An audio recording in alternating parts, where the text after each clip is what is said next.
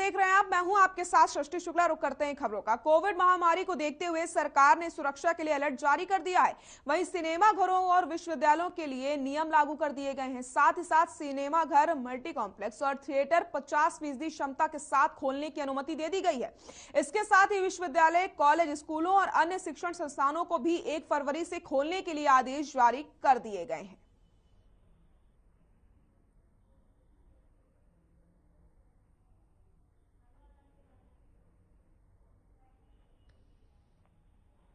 BJP ने पूर्व IAS officer Jagmohan Singh Raju को पार्टी में शामिल किया और अमृतसर पूर्वी से चुनावी रणभूमि में उतारे हैं। जगमोहन सिंह राजू ने कहा कि आज तक पंजाब में राजनीति केवल बदले की होती आई है। जगमोहन ने यह भी कहा कि ऐसा क्या कारण है, चुनाव में केवल नेता एक दूसरे पर आरोप प्रत्यारोप लगाया करते हैं, क्यों नहीं प्रदेश की उन्नति के लिए चुनाव लड़ा जाता है। वहीं हर खबर हरियाणा से उन्होंने और क्या कुछ कहा है, आपको यह भी सुना देते हैं। हर खबर देख रहे सभी दर्शकों का बहुत बहुत स्वागत है। इस समय पंजाब में चुनावी पारा जो है वो लगातार सरगर्म होता जा रहा है और आज अमृतसर ईस्ट की हम बात करेंगे, जिसे अमृतसर पूर्वी सीट भी कहा जाता है, जहां पहले बिक्रम सिंह मजीठिया ने ये कहा कि वो नवजोत सिंह सिद्धू के खिलाफ लड़ेंगे और श्रोमणी अकाली दल ने उस पर मोहर लगाई। सुखबीर बादल ने कहा आज एक और प्रत्याशी जो कि बीजेपी की तरफ से चुनावी रणभूमि में होंगे। जी हाँ, जगमोहन सिंह राजू हमारे साथ हैं। जगमोहन जी, बहुत बहुत स्वागत। Thank you. 37 साल तो बाद घर वापसी हुई है, बहुत खुशी की गल है मेरे लिए पर्सनली। जगमोहन जी, आप तमिलनाडु से आते हैं, आईएएस ऑफिसर रहे हैं और अभी हाल ही में जैसा कि पता चला है कि आपने वीआरएस लेकर के ये सोचा कि अमृतसर जाएंगे और लोगों के लिए के हितों की बात करेंगे। तो सबसे पहले क्या प्राथमिकता रहने वाली है अमृतसर के लोगों के लिए, खास तौर पर आपके विधानसभा क्षेत्र? नहीं, पहला तो मैं क्लैरिफाई करना चाहूंगा कि मैं तमिलनाडु से नहीं हूं, मैं पंजाबी मुंडा हाँ जी। सारी साडी मतलब मापे असी बच्चे सब पंजाब दे हैं। साडी पोस्टिंग तमिलनाडु रही है। और एज फार एज तुहाडा दूजा सवाल है कि भी मुद्दे की रहणगे, मुद्दे तो यही रहणगे कि पंजाब दे विच ਜਿਹੜੀ इंटरनल सिक्योरिटी है, लॉ एंड ऑर्डर है, ड्रग्स है, बेदबी दे इशू है, बट ਇਹਦੇ ਨਾਲ ਭਟਕਣਾ नहीं है। सानू फंडामेंटल इशूज ने एजुकेशन, हेल्थ, एम्प्लॉयमेंट। बच्चे बाहर जा रहे ने और वो क्यों बाहर जाते ने, उन्होंने स्किल्स है कि नहीं है, गवर्नेंस ठीक है कि नहीं है, थाने दे विच शिकायतां सुनिया जांदियां कि नहीं है, पुलिस चंगा काम कर रही है कि नहीं कर रही है, मुद्दे रहेंगे। आपकी जन्मभूमि पंजाब है, कर्म भूमि तमिलनाडु है, जैसा कि आपने कहा, और 50 से अधिक देशों में आप कार्य कर चुके हैं और इतना वाइड एक्सपीरियंस है। आपको नहीं लगता कि पॉलिटिकल जो है सिनेरियो वो अलग है आपके इस सारे कार्यकाल में? क्योंकि एक तरफ बिक्रम सिंह मजीठिया हैं तो दूसरी तरफ नवजोत सिंह सिद्धू हैं, जो कि 2017 में 40,000 से ज्यादा वोटों से जीत जिन्होंने दर्ज की थी। तो कंपटीशन टफ नहीं लग रहा?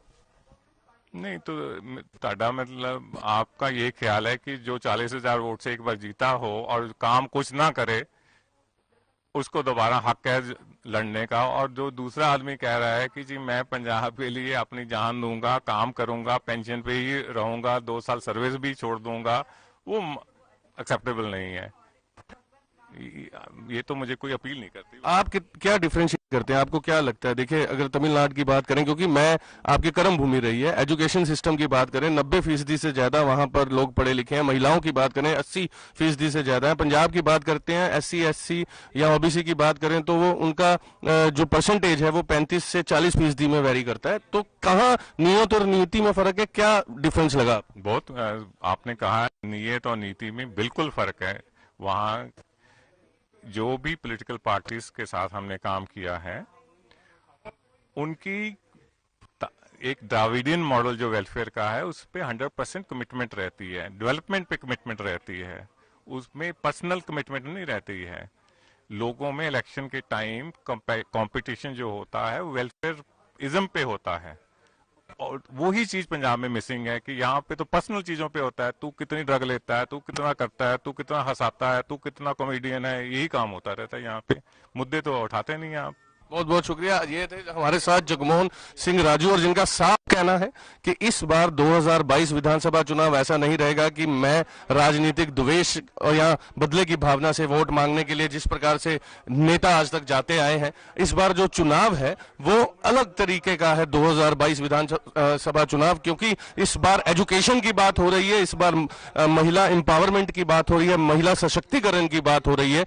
तो बहरहाल देखना होगा कि अमृतसर ईस्ट, जहां एक तरफ नवजोत सिंह सिद्धू तो दूसरी तरफ विक्रम सिंह मजीठिया तो तीसरी तरफ भारतीय जनता पार्टी के वो नेता जो अभी अभी राजनीति में आए हैं और आईएएस ऑफिसर हैं, अब ये देखना होगा कि मतदाता अपने मत का प्रयोग किसके पक्ष में करेगा। आप देखते रहें हर खबर। कैमरा पर्सन हरदीप के साथ।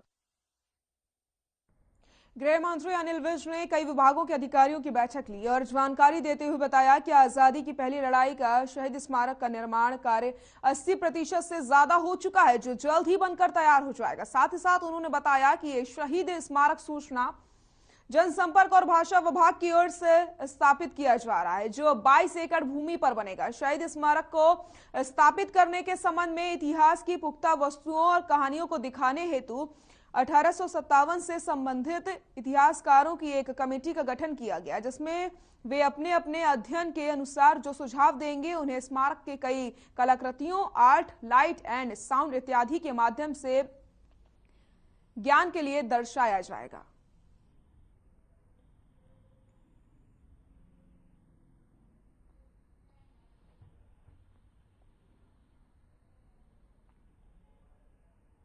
लाला लाजपत राय की 157वीं जयंती पर महाराजा अग्रसेन महिला महाविद्यालय में कार्यक्रम का आयोजन हुआ, जहां सीएम मनोहर लाल के राजनीतिक सचिव कृष्ण बेदी ने शिरकत की और लाला लाजपत राय की प्रतिमा पर माल्यार्पण करके नमन किया। इस दौरान उन्होंने कहा कि लाला लाजपत राय ने भारतीय स्वतंत्रता आंदोलन में महत्वपूर्ण भूमिका निभाई थी। उन्होंने अपने राष्ट्रवादी विचारों के माध्यम से कई भारतीयों को स्वतंत्रता संग्राम का हिस्सा बनने के लिए प्रेरित किया। उनके राष्ट्रवादी विचारों के कारण ही उन्हें पंजाब केसरी और लॉयन ऑफ पंजाब का खिताब दिया गया। साथ ही साथ ये भी कहा कि लाला लाजपत राय ने ब्रिटिश शासन के खिलाफ कड़ी लड़ाई लड़कर के भारत की स्वतंत्रता का मार्ग प्रशस्त किया था। यहां तक कि भगत सिंह और चंद्रशेखर आजाद भी लाला लाजपत राय से काफी ज्यादा प्रभावित थे।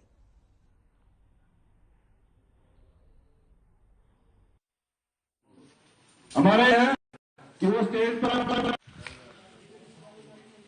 वर्ष है, आजादी का 75वां वर्ष। हमारे नेतृत्व ने तय किया है इस अमृत महोत्सव वर्ष में इस साल भर के कार्यक्रम हमारे लगातार चलेंगे और इस कार्यक्रम के अंदर इस देश के जितने भी क्रांतिकारी, जिन लोगों ने देश की आजादी में बढ़ चढ़कर अपने आप को सर्वस्व न्यौछावर करने का काम किया, उनके जन्मोत्सव कार्यक्रम को हम इसी प्रकार से हर स्तर पर मनाने का काम करेंगे। अभी 23 तारीख को आपने सुभाष चंद्र बोस जी का जयंती कार्यक्रम आपने देखे होंगे। आज शहीद आजम पंजाब केसरी लाला लाजपत राय जी के जन्मोत्सव का कार्यक्रम में हम सभी लोग उपस्थित हैं।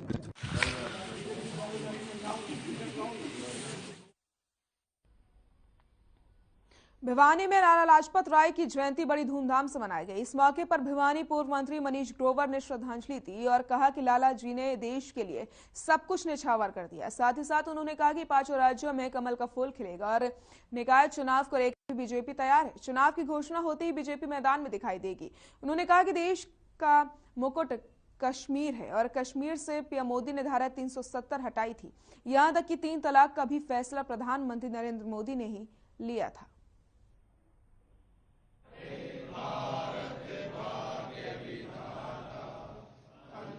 हमारे देश की आज़ादी देने वाले लाला लाजपत राय जी की 127वीं ना 197 जयंती के अवसर पर आज उनको श्रद्धांजलि देने हैं।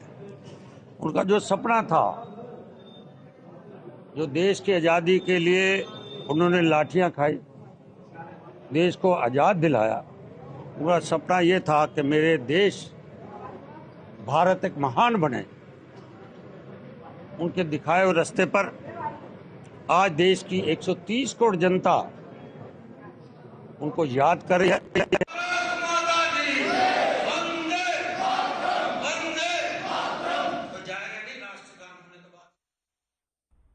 कैथल के पिहोवा चौक पर इंसाफ की मांग को लेकर के एक रेप पीड़िता ने अनिश्चितकालीन अनशन शुरू कर दिया है। महिला का आरोप है कि कैथल के नगर परिषद में कार्यरत एक कर्मचारी ने पहले उसके साथ जान पहचान बढ़ाई और फिर एक दिन आरोपी ने घर में घुसकर जबरन उसके साथ रेप किया और अश्लील फोटो ले ली। पीड़ित ने बताया कि आरोपी ने उसे धमकी दी है कि अगर उसने किसी को बताया तो वो फोटो को वायरल कर देगा और बच्चों को जान से मारने की धमकी दी। वहीं पीड़िता ने पुलिस पर भी आरोप लगाए हैं। कार्रवाई के नाम पर पुलिस ने उससे खाली कागजात पर हस्ताक्षर करवा लिए और मामला रफा दफा कर दिया। वहीं सिविल लाइन थाने के एसएचओ वीरभान ने कहा कि मुकदमा दर्ज हुआ था और दोनों पक्षों के बीच समझौता होने के बाद महिला की तरफ से एफिडेविट दिया गया था। इस आधार पर पुलिस ने मुकदमा रद्द कर दिया है।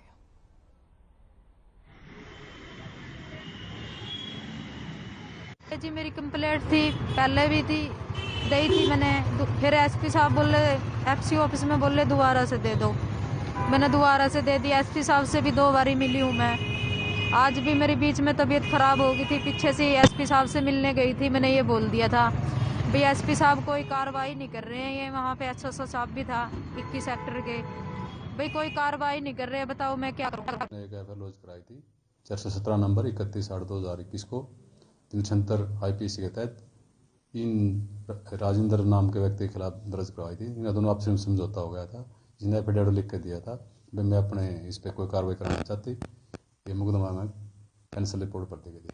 तो अब सर क्या कुछ कदम उठाए जा रहे हैं महिला के जो उठाने के लिए प्रशासन द्वारा? महिला पुलिस कर्मचारी इसको उठाने के लिए गई थी, इसने उठने से मना कर दिया। फिर मामला उच्च अधिकारियों के संज्ञान में है, जैसे भी आदेश मिलेंगे ऐसी कार्रवाई की जाएगी। पानीपत में चोरों का आतंक लगातार बढ़ता चला जा रहा है। चोरों ने साजिश रची और पानीपत के जीटी रोड स्थित पंजाब नेशनल बैंक की दीवार तोड़ करके चोरी करने की कोशिश की, लेकिन मसला ये हुआ कि चोर साजिश के परिणाम तक नहीं पहुंच पाए और आनन फानन बैंक से डीवीआर लेकर फरार हो गए। चोरी की वारदात के दौरान अन्य सिक्योरिटी कैमरे में कैद हुई चोरों की तस्वीरें आपको बताते चले। इस घटना के तुरंत बाद बैंक मैनेजर की शिकायत पर थाना पुलिस ने मामला दर्ज किया और आगे एक्शन लेते हुए पुलिस सख्ती से जांच में जुट गई है।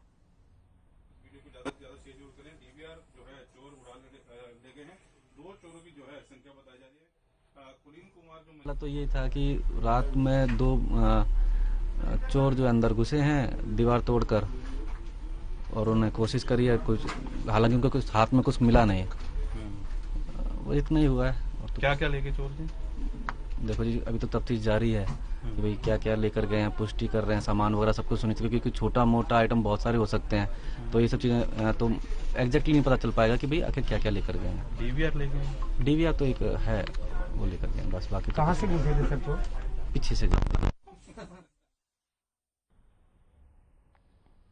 खबर पंडरी से है, जहां एसएचओ ट्रैफिक रमेश कुमार कैथल पंडरी नगर पालिका कर्मचारियों के पास पहुंचते हैं। आपको बताते चले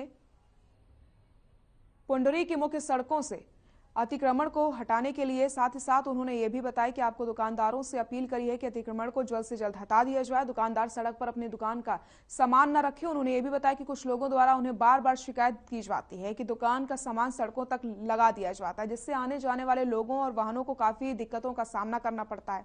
आपको बताते चले एसएचओ ट्रैफिक ने कहा कि कोई भी दुकानदार अगर दोबारा सड़कों पर सामान रखता है तो अब उनका सामान उठा करके फेंक दिया जाएगा।